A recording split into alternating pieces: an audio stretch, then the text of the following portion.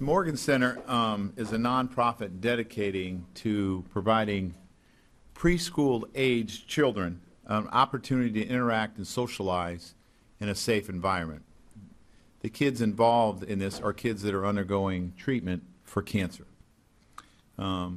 Kids undergoing chemotherapy have suppressed immune systems and are usually more susceptible to infection and serious disease.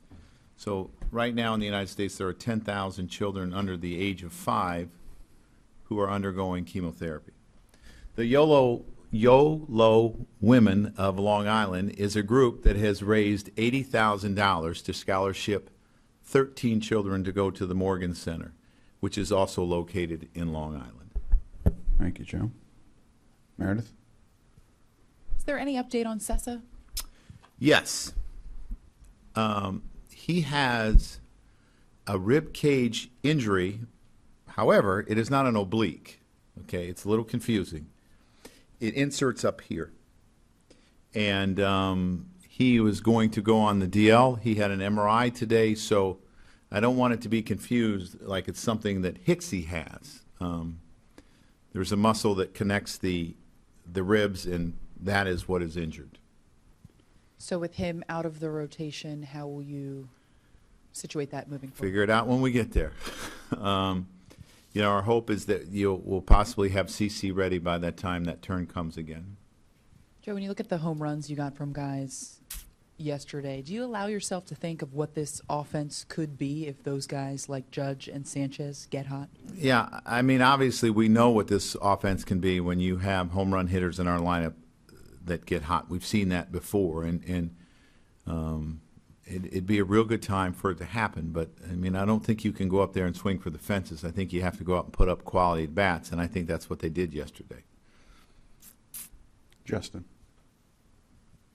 I know Sonny's pitched big games in his career before, but are you intrigued to see how he performs in this atmosphere tonight? Yeah, I am, but I got to believe it's, in a sense, similar to, Oakland, San Francisco. That rivalry seems to be pretty intense, and there's been good teams over the years there and some really good pitching staffs on both sides. Obviously, I've never been a part of it, and I've never been to a game, but I've seen some of them on TV, and they seem to be pretty some pretty intense games. So I'm sure he'll treat it like that.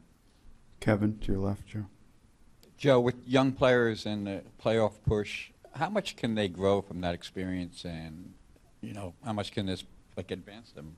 Oh, I think they can learn a lot. I think you can learn at a quicker pace, in a sense, because it's one thing to be developing players on a team that may not be going anywhere, and then it's one thing to be developing young players that may be going somewhere. The at-bats, there's more pressure. Each pitch is more pressure as you're in tighter games, and I think, in a sense, you mature quicker. The more you experience at this game at an early level, the quicker you're going to mature.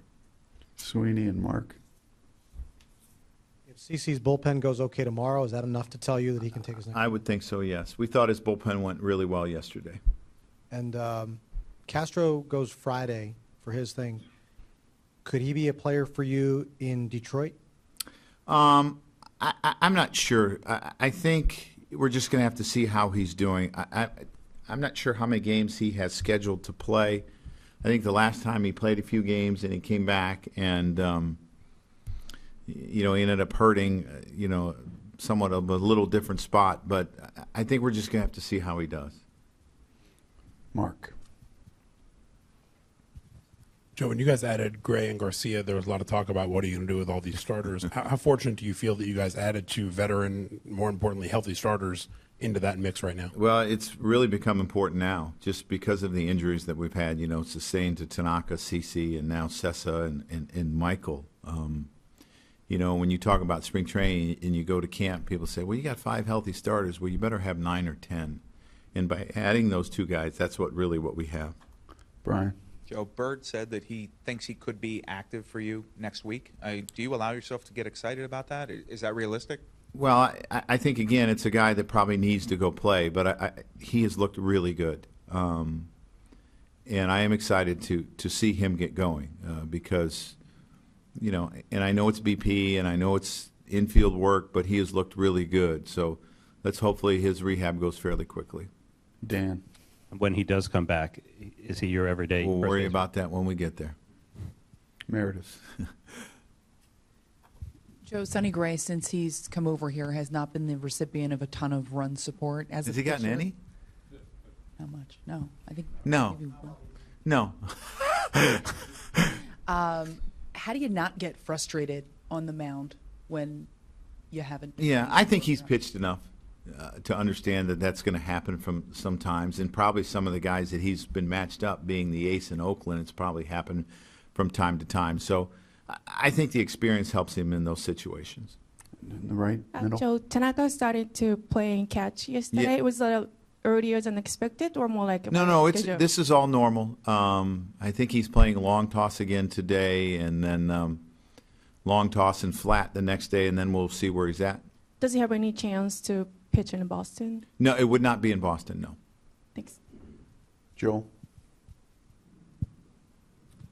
Joe, I think you've mentioned many times before that it's hard to ignore out-of-town scoreboards. You see Correct. they're kind of right in front of you, and I assume your eyes gravitate to Red Sox scores as part of what you do.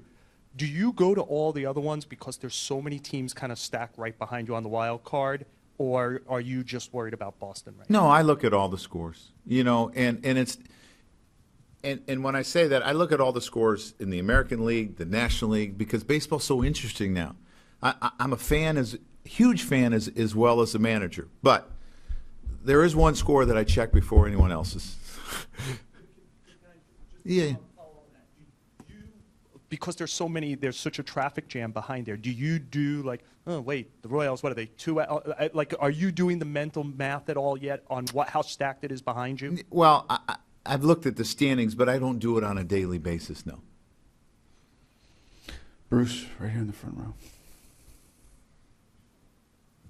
What about the challenge tonight versus DeGrom, who's been very good all year? Yeah, I mean, obviously, really good stuff. He burst on the scene a few years ago and has pitched extremely well since he's got here. And he's a four-pitch guy that will mix and match and try to expose your weakness. So, and he's been pitching pretty well lately, really all year.